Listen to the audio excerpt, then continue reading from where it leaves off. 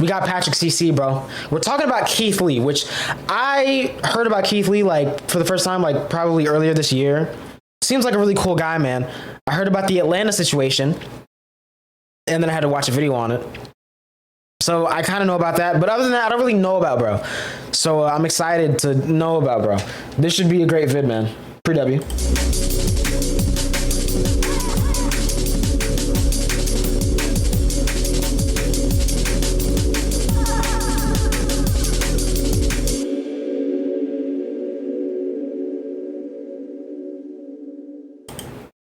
Imagine you own a restaurant, and the difference between having a line of hungry customers out the door every day or your establishment looking like a ghost town is based on the experience of one man. That one man is not a professional food critic nor a culinary expert, but millions of people around the country treat his word like gospel. That is the Keith Lee effect. Keith Lee is either Batman or Joker when it comes to restaurant owners. Once you hear his story, you will understand why he has such a cult-like following. It's much deeper than a guy who has decent taste buds. Yeah. Keith Lee is a man who failed at the one thing he was actually good at. Then at his darkest moment, he refused to give up and created a meteoric influence in an industry he had no business being in. Keith described himself as a very small child who felt the need to display his dominance to overcompensate for his short stature. His bad behavior led to him getting expelled from every school in the Detroit, Michigan area before attending a charter school as a last resort, where he barely managed to graduate the 8th grade. So by the time I was in high school, I was a weed head, smoking every day. I'm talking about bad, like every day. My freshman year, I had a 0.6 GPA. Things Yikes, get man. even worse for Keith in high school, GGs, where bro. he lived in the shadow of his brother. Keith's older brother Kevin had already garnered a remarkable reputation as a star athlete who graduated with a 3.9 GPA, Oh, wow. receiving a scholarship to wrestle for Grand Valley State University, which is an NCAA Division II school. Keith decided to follow in his brother's footsteps for all the wrong reasons. When I got there, it was more out of spite. It was more out of arrogance. It was more out of just like, now I'm approved to you, I can do it, and I don't even want to do it. I'm going to just do it because you told me I can't do something else. So I'm going to just do it just to shit on you, basically. He utilized all his pent-up aggression El and ego, transferred it but to the W ego. wrestling mat, where he showed a genuine talent for the sport and squashed his competition. But he was a stubborn, disobedient child who didn't focus on his Bro look like Breezy right here a little bit. Just like a little bit, bro. He look like young Breezy. grades, didn't stay disciplined, and quit the team. Then his father got arrested and imprisoned following a heated altercation with some people in his neighborhood. His mother's inability to provide for his family meant Keith, his mother, and younger brother were forced to move into an abandoned home, where Keith started to question his religious faith and overall perspective on life. At his lowest moment, the only way he could go was up. He stopped smoking, stopped hanging out with bad influences, and got back into wrestling. Fast forward to his senior year, Keith averaged a 3.6 GPA and was preparing to wrestle at the Michigan High School State Championships, which hadn't been achieved by a student at Southfield High School since the 90s. He received a partial scholarship to wrestle for Indiana Tech, but made a critical error. He never actually enrolled in the school. He showed up at Indiana Tech, connected with the wrestling coach, attended random classes, and got fully immersed into the college life. He was expecting a dorm room since he thought he had a scholarship, but when he showed up to the admissions office, they were confused. Take me to the office and they like, you don't have no paperwork filled out, sir. It was like, only thing we have is the offer letter that we sent you. So we only got your name and your information from the offer letter. They was like, that's all we know about you. We don't know nothing else. Like a birthday party invitation. You sent me the invitation. I just showed up. Keith laughed about the situation, but at the time, he was devastated. They told Keith if he didn't pay them $20,000 for the semester and $2,000 for the application fee, he wouldn't be allowed to go to school. Unable to get a loan, Keith had to move back with his family, who relocated to Las Vegas. He was now sharing bunk beds with his 14-year-old brother, who regularly reminded Keith that he was a loser. At this point, I'm in the deepest depression I've been in a long time. Dang. Yikes. Like, oh, reality is sitting in. Yeah, he's right. yeah. I'm not in school. I don't have a job. I got fired already. Yikes. I quit a job. My track history with work is already terrible. I done got kicked out of school. Yeah. I don't have no other offers. Right. Nothing in life is looking bright to me right now. Right. I don't have nothing going for me. Yikes, man. Keith's older brother Kevin had recently secured a contract to fight in the UFC as Kevin the Motown Phenom Lee, and Kevin was a savage. Yikes. At his peak, he held a 16-2 professional record and was toe-to-toe with legends like Tony Ferguson and Charles Oliveira. Kevin forced Keith to get into the gym with him, and on his first day, their coach Dewey Cooper realized the potential Keith had as an MMA fighter. Desperate for money and a purpose, Keith trained for a year straight and won his first 4 amateur fights. The only 2 losses he had were by split decision. He was a very promising prospect. However, he was earning next to nothing for these. $500, maybe $1,000 per fight. Keep in mind, this was over the course of 3 years. So he was broke following a rotation of various low-end jobs. But luckily, he met his girlfriend, now wife, Ronnie, while working for ASICS. Keith credits Ronnie with being the... Oh, was that ASICS? I heard the story of how they met. It was like a whole 5-minute clip from that podcast. Crazy story, man. Keeping him grounded and focused on becoming the best version of himself. Following a submission victory against Leonardo Carvalho at Global Legion FC 13, Keith proposed to his girlfriend Ronnie and intentionally got her pregnant 2 days later. On the same day of the proposal, Keith's manager informed him that his victory against Carvalho earned him a 6-figure contract with Bellator. He won his very first Bellator bout against Sean Bunch. It took many years, but once he finally had a support system around him, wife, coaches, brother, he was able to crawl out of the repetitive cycle of depression and low ambition. Now with some free time and spare income, Keith signed up for TikTok. Keith's journey on TikTok started just like anyone else, participating in trends for no reason other than it seemed fun. From there, his uploads were just random things that pertained to his everyday life. He was getting maybe 50 views per video, but it seemed more like an outlet for him to have fun rather than start a business. But then the pandemic hit, the world shut down, and Keith needed to make something happen. I downloaded TikTok after I kept saying I wouldn't. Now I'm sick and tired of every video I post only getting 50 views. And tip me and get famous. In an attempt to garner more views, Keith began posting psychology facts videos. He gained a little bit of traction, but it didn't last long. He started to become desperate for virality. You want to get famous? Follow these simple instructions. Download another app, because this ain't the one. This ain't it, Chief. That ain't never gonna happen. Never. Brothers be vibing, bruh. Problems for people to solve. Even though he looked defeated, he refused to give up. At this point, Keith was obsessed with the platform, posting daily, if not multiple times per day. He started featuring his wife Ronnie on his page after he went semi-viral talking about building a nursery for their expected baby. He then proceeded to document milestones throughout their pregnancy, many of which received thousands of views and ignited a dramatic shift in Keith's content. In September of 2020, Keith won his second fight against Vinicius Zani. Whatever they have in store for me, I'm always here to fight. I'll fight as soon as my daughter's born. My daughter is born in 4 days, so as soon as she gets here, I'm ready to go again. He didn't lie. Just 1 week later, he and Ronnie welcomed their first child, Carter. From there, Keith's whole TikTok was dedicated to documenting him being a parent. His loving and nurturing attitude towards his child attracted a large following of supporters. He provided them with wholesome moments, such as clipping his daughter's nails for the first time and celebrating her first Halloween. This was his family man era. Keith took a fight on short notice, just 2 months after his previous, to fight on the main card at Bellator 253. Unfortunately, he lost by decision to Rafion Stotts. Yikes, man. His spirits. Keith the family man kept posting his terrible dancing videos and even started sprinkling in some cooking content. By mid-2021, he had accumulated 1 million followers and was averaging maybe 100,000 views per post. This was his foundation, the people that knew Keith was a humble, honest family man. Unfortunately, he hit a new rock bottom when he lost his 6-figure Bellator contract. In August of 2021, he was set to face his toughest opponent yet, who was undefeated. Keith was beaten and bloody and then submitted in just the first round, then got up while unconscious and stumbled headfirst into the cage. The clips of his loss made the rounds on social media. He was embarrassed. He got a call from his manager saying he was Bellator. Keith was back to rock bottom. His first TikTok back after his loss was him poetically ordering some food.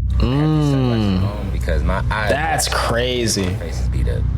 I'm fine though, for anybody. Well, I'm not fine, but I'll be fine. He had 1 million followers, but he was only making around $400 per month on TikTok. His fight career was looking grim, and TikTok didn't seem realistic. Then he got a call from the owner of Harold's Chicken just a couple days after his loss. They asked him to do a review of their establishment. At the time, he didn't know it, but Keith just discovered his next big venture. All right, that's crazy. They didn't have no mac and cheese, but it's okay. Overall, I get a food up 9 out of 10. Without question. Following his review of Harold's Chicken, Keith made food reviews as a side quest on his page. However, his main focus was on family vlogs and cooking content. He was still largely referred to as the cooking guy, regularly being asked about his cooking content during interviews. In January of 2022, his wife became pregnant with their second child, and they desperately needed to find another source of income. He started doing more and more food reviews, but they weren't that organized, and he was very generous with his ratings. Firehouse says, because today we are doing an official food review. This has the perfect amount of spice. Like my tongue is tingling a little bit. I got that feeling on my lips. You still taste all of the flavor. 10 out of 10. Keith says he leaned on his faith and prayed something good would come from this TikTok thing, and it did. In June of 2022, he signed a brand deal with Wingstop worth 6 figures. Oh, wow. The same amount he had lost from the Bellator contract. Okay. He successfully was making a career on TikTok. Okay. He was about to get a whole lot better. His food reviews slowly started to become his main. I literally have no idea, like, when. I guess because at that time, literally, even when bro first got on there, I was already not on TikTok like that. So I probably just missed when bro was on the For You page like that, because I've never seen him on TikTok. Even the few times I have gone on since, I haven't seen him on there, bro. Because his brutal honesty was very It's crazy. Altogether, this food was $50, and the customer service was terrible. The lady at the front where I was picking up was really rude, like extremely rude. I had to call back and get her name. I think she lied because she answered the phone like I didn't recognize her voice and said, "Hold on, let me go get the girl. You the girl." Then in October, Yikes. the popular YouTube channel People vs. Food approached him to collaborate on their channel. He accepted. This channel has over 12 million YouTube subscribers. I've definitely watched that channel before. The exposure would help his TikTok career immensely. By the way, double check if you're subscribed to my channel. I asked my wife what I should post on my page to make people not only come and watch, but actually follow. And we decided to post one full review every day. The first got like 11 million views. Wow. From there, Keith's entire content shifted to strictly food reviews. He has only been doing it full time for 1 year at this point, but he never could have predicted what was about to That's happen crazy. next. While most high-profile food critics only pay attention to high-end restaurants that are too expensive for most, Keith shifted that focus onto affordable, small, family-owned restaurants that were easily accessible to the public, or fast food / popular affordable food chains. He even went out of his way to give a chance to establishments that were struggling financially. However, Keith doesn't consider himself a food critic. His reviews feel and look like one of your friends giving you a casual breakdown. A typical review would be him ordering 3 or 4 different items on the menu, like a family of 4 would, then tasting every single item and rating it from 1 to 10. He often throws in other notes like their customer service or additional information that is relevant to the experience. I got it. Fair. Let's try it and rate it 1 through 10. I spent $23.84 on 3 bao buns and a drink. But bro, that's what they look like. Customer service, delightful. It was a very short interaction, but the guy who worked at the front was really nice. And the actual building itself, very aesthetically pleasing. It made me want to eat. Wait a minute, bro. Okay. Personally, it was lacking spice, so the add of the salsa took the tacos itself from a 9 to a 9.7. That's one of them ones. Even when he gives a negative review to the food, he will provide more context so it doesn't come off as unfair. He often goes out of his way to leave massive tips, sometimes hundreds of dollars to workers that give him good service. Since he had already built a strong foundation during his family man era, there wasn't necessarily one viral review that changed his life. His growth has been steady, and along the journey, his audience... Hey, bruh, slow motion is better than no motion for this reason right here. His down-to-earth attitude, unwavering love for his wife and kids, and dedication to God. But even if you don't know about his past, after watching a few videos, you can just feel he is a kind and genuine man. Exactly. That's how it was for me, bro. I'd never really seen bro, but then I watched a couple videos and I was like, okay, cool. I like the vibe. Technically qualified nor having a depth of culinary knowledge. He thinks what sets him apart is his values. I stand on my integrity. I stand on my values, and I don't allow those to be wavered or to be shook no matter the amount of money, the opportunity, or the people I'm surrounded by. With nearly 10 million loyal followers, a full-time dedication to quality reviews of local or less popular restaurants, a phenomenon dubbed the Keith Lee effect would take over Las Vegas, then all over the USA. One of the first beneficiaries of the Keith Lee effect was a local food truck called 303 in the Cut. In November 2022, Keith's review blew up and garnered over 35 million TikTok views since its initial upload. Keith confirmed their cheesecake sandwich was a 10 out of 10, and the next night, 303 had people waiting for an hour, wrapped around the corner for their food. That's crazy. They doubled their income in 1 day, and it stayed that way for over a year. One Las Vegas pizzeria he reviewed, That's hard. Frankincense, made headlines for attracting lines around the block because Keith gave their wings a 10, pizza a 9.8, and garlic knots a 9.2. It wasn't just the food. Those look good, Keith's bro. interaction with the owner, Frank, that made people want to support him even more. If I don't like the food, I gotta tell you, I'm not trying to be malicious. And he was like, I'm gonna be real with you too. I need help. Yeah, here. He said the food is delicious. He has great reviews on Yelp. The only bad reviews is that he don't close the time it says that he closed on Google. The time it says he closed on Google is 1 a.m. He was like, I literally can't afford to open that late because we don't get that much business. Frank, if you're watching this, I'm gonna be completely honest. You are an amazing man from what I saw. I appreciated your time and I appreciated your conversation. Let's try this food. According to Frank, That's real, bro. Frankincense had to hire 23 new team members in the 6 weeks following Keith's review and had guests from all over the world patiently waiting for over 3 hours for his pizza. That's crazy. That Keith helped his business and the overall community at large in Las Vegas. Yasser Zermino, owner of Aroma Latin American Cocina, asked Keith to come review their restaurant through email. Keith gave all 5 different items over a 9, including the Oaxaca sandwich, which he said was the best he had ever had in his life. Wow. He said, we went from not being able to pay the bills to now having to hire people to come and help us. Other Vegas-based businesses Crazy, that bro. Keith reviewed have seen instant growth, like Caribbean restaurant The Pink Potato or Southern Taste Seafood, a food truck that went from making $200 or under a day to seeing a 900% increase in revenue in the days. Yo, following Keith's W review. mans, But his impact wasn't bruh. just on small businesses. Even Chipotle, the fast casual chain that generated $8.6 billion in revenue in 2022, saw the benefits of the Keith Lee effect. In early 2023, a reviewer named Alexis Frost posted a review of a menu hack. An order of a steak quesadilla with extra cheese and fajita veggies that fans say tastes like a Philly cheesesteak. Keith reviewed it and gave it a 9.8. Then chaos ensued. Chipotle workers all over the country were overwhelmed with the tens of thousands. I feel like I remember hearing, I think this is around the time that I heard about him. I think I heard his name a couple times around this conversation. Thousands of people coming in to order this hack. This had to be it, Employee bro. said the worst shift of her life was servicing this trend. Another Yikes. employee said a customer tried to swing on him, aka fight him, because he couldn't make the food. Managers started posting Yikes. signs that say, protein and cheese on quesadilla only. Chipotle realized the only way to solve this problem was by adding the hack as an option on their menu, dubbed the Keithadilla. Keith quickly became well known all over Las Vegas. That's crazy. Once he partnered up with Mr. Beast to give $10,000 to a struggling business, he couldn't even go outside without being swarmed. So he dressed up in Nah, bruh. to avoid being recognized. You like Michael Jackson trying to disguise himself, bro. We know that's you, man. It's not just in Vegas. Keith got to review a local Brooklyn bakery that he selected while being interviewed on Good Morning America. Okay. While also donating $10,000 to that business. He Okay. continued to do press runs, being interviewed on talk shows around America, and of course, reviewing food. So now that we know how much positive impact Keith can have on a business when he likes the food, Let's see the negative. what about when he doesn't like the food? Yep. Well, unfortunately, the entire city of Atlanta would find out about the negative side of the Keith Lee effect. In October Yikes. 2023, Keith announced to his nearly 15 million TikTok followers that he and his family were traveling to Atlanta, Georgia, and needed some restaurant recommendations. He had previously made videos in Detroit, Chicago, New Orleans, New York, and Los Angeles, but Atlanta's food scene is entirely different, which prompted a lot of mixed reviews from Keith. The drama first began when Keith visited the Atlanta Breakfast Club, where he wanted to take the food to go, but they didn't have anywhere to sit and wait for the food. So instead, they decided to dine in, but the restaurant wouldn't allow them to sit down at a table and be served unless the entire party was there. Upon finding out that they were charged $1 for butter at a breakfast place, it was just an annoying cherry on top. Little did Keith know,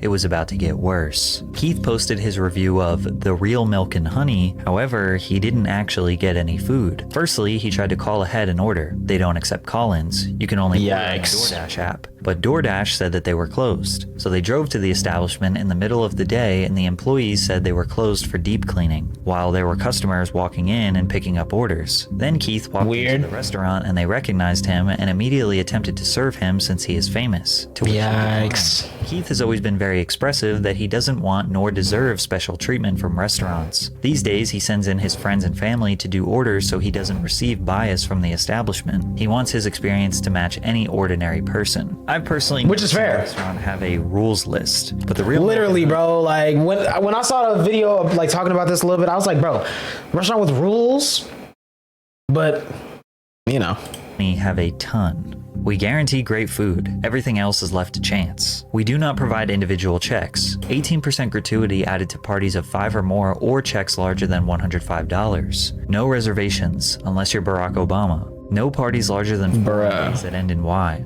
Keith was clearly frustrated that business would change the rules when it benefits them, but he didn't want people to attack the Real Milk and Honey because he had a bad experience. However, the internet, being the internet, started attacking. Yeah. Another restaurant called Milk and Honey, whose owners were receiving death threats in the DMs because of people confusing them with the other restaurant. But crazy, bro. Sympathy for the bro, people be way too deep in, I swear. Too deep in. Once you saw their response video they uploaded to TikTok.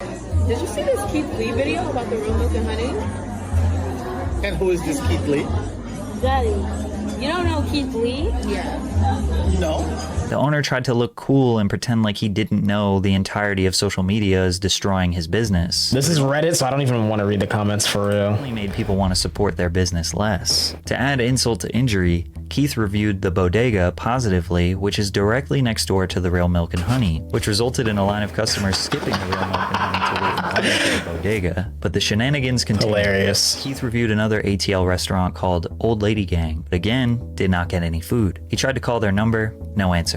Tried to order on DoorDash, said they were closed. Yikes. He sent his family into the physical store to do takeout. They said they don't do to-go orders on the weekends, but the wait to dine in was 1.5 hours and they didn't take reservations. Instead of leaving, Keith decided to walk in where he was recognized and immediately they offered him a seat, skipping the entire 1.5-hour wait. To Yikes. because he didn't want any celebrity treatment. This is exactly how it is for us regular ATL folks. Imagine them telling you your wait time is 1.5 hours, then someone else comes up and sits immediately. Crazy, bro. Toast on Linux, where he didn't plan on doing a review but arrived to a 2.5-hour wait time. When he politely left, the entire staff walked out and offered him a seat immediately, to which he denied again. There were videos that went viral of him in the parking lot seemingly arguing with the staff, but he was just letting them know that he didn't want to skip the line. But Keith's experiences are not just unique to him. Cardi B spoke on the subject on an IG Live. I feel like Atlanta restaurants, they don't like to make money. I feel like they don't like people, they don't like their customers, they just don't fucking like it. First thing first, right? You could barely order in Atlanta restaurants. Like you go like, hey, I would like to make an order. Oh yeah, we don't take orders. We don't take orders. It gets to the point that I literally have to I have to tell like people that order food from me, like, can you just name drop my name? Because first, they don't do no pickup orders, they don't do deliveries, they just don't do shit. And of course, that's crazy, bro. From this whole situation. Oh, absolutely, bro. Hello, sir. How are you today? We talk like that. We talk like that. Cause Keith Lee is in town, bro. That boy. All y'all little boozy at restaurants, y'all better get on your goddamn Zoom now. Hey, Milk and Honey. See, that was y'all ain't get for giving me attitude when I told y'all my partner was just down the street parking. Yo, bro, I love Atlanta, bro. Milk and Honey. See, that was y'all ain't get for giving me attitude when I told y'all my partner was just down the street parking the car. Although most people were understanding of Keith's frustration with these ATL businesses, others, like ex-football player Chad Ochocinco, thought he was trying to tear down black-owned businesses. I don't like the critiquing of our restaurants and having people and talking bad about our goddamn businesses and like, dude, you know how hard it is, and I get it, for us to even get in the food industry. What are the qualifications of being a food critic? Go to a restaurant and do you like the food? Did you like the customer service? What was it like? Yes. What was the wait time like? That's all you got to do. At the end of the day, I get where I'm coming from, you know. All respect to Ocho Cinco, but like, come on, man. We can't pull that card every time, bruh. Just gives his honest opinion. Not every time, man. He implores everyone to try for themselves. If he is too positive, his opinion will hold no weight. If he is too negative, he will be seen as destructive. There will always be haters. However, broadcasting his opinion to 14 million followers will, without a doubt, prevent a lot of people from trying a restaurant. If someone I trust says don't go somewhere to eat, I'll not going to them. Or if I have one bad experience, I probably won't go there again. This is why some people argue that you can't have a bad day in the customer service industry. If you can't afford a review, then you shouldn't give bad service, especially if you are inviting a food critic to your establishment, which a lot of these restaurants do. Through all the drama, Keith found a lot of gems in Atlanta. The seafood menu, juicy jerk, the dining experience. Okay. He personally tipped the owner $2,000. And Jamaican jerk biz, where the owner broke into tears when he walked in. He asked the owner what her sales were for the day, which was $2,600, and he paid her $3,000 for his meal. However, Keith just announced that he's on his way to Houston to do a food tour. Okay. Restaurant owners are trembling. Nah, bro, that's low-key crazy, bro. Imagine Keith Lee just says he's coming to your city and you have to like, oh man. But it's H-Town though, bro. I know they're gonna come correct, bro. Just 10 months of fame. They're gonna come correct, bro. Hundreds of businesses, raised tens of thousands of dollars for charity, and continues to spread love and positivity during a time where we need it the most. Maybe from here he will start a W-Mans, bro. show, or a cooking show, or maybe an app for restaurants all around the country that he recommends. I can see a cooking show. Remains the Low-key, that'd be positive and fine. wholesome man social media knows and loves. With the Louis He will on. support whatever endeavor he chooses. Finally, Real. the internet made the right person famous. Nah, for real. W-Mans, bro. Can't lie. Really cool story, man. I didn't know most of that, so. And I figured I wouldn't. That's hard, bro. I low-key cannot wait for the Houston review.